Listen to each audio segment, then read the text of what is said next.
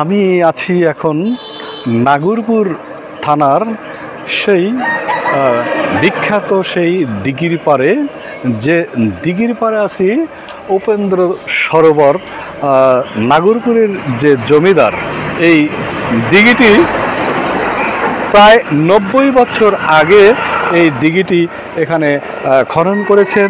এই দিঘি সম্বন্ধে অনেকে অজানা তথ্য আমরা জানছি। সেই দিঘির সচিত্র প্রতিবেদন আমি আপনাদের মাঝে উপস্থাপন করব।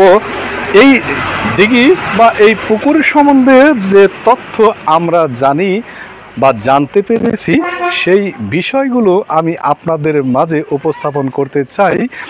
এই নাগরপুর বিখ্যাত যে দিঘি, এই দিঘি নিয়ে বিভিন্ন ইতিহাস আছে, সেই ইতিহাসগুলোই আমি আপনাদের মাঝে উপস্থাপন করতে চাই। এই প্রায় ১৬ একর জমিতে এই দিঘিটি খনন কাজ শুরু করেন তদানীন্তন যে জমিদার, সেই জমিদাররা এই পুকুরটি খনন কাজ করেন। এই খননের মধ্য দিয়ে এই পুকুরের যেখানে প্রায় ৯০ বছর আগে এই পুকুরে যখন খনন শুরু করেন, তখন এই পুকুরের যে নিচে ১২টি কূপ আছে এবং এখানে এটাও জানা গেছে যে এখানে সোনার নাও পবনের বৈঠা এই কূপের নিচে আছে।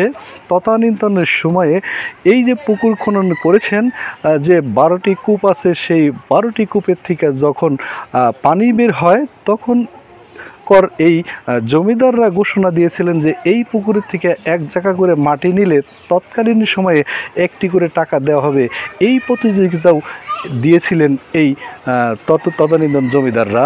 সেখানে যে মাছ দিয়ে যে মাছ শিকাররা এখানে আসছেন, সেই মাছ শিকার করতে এসে তারা একটা মাছের সাথে ২-৩ দিন যাবৎ মাছের সাথে খেলেছেন, তাও সেই মাছ কিন্তু উঠাতে পারেননি বা মাছ মারতে পারেননি।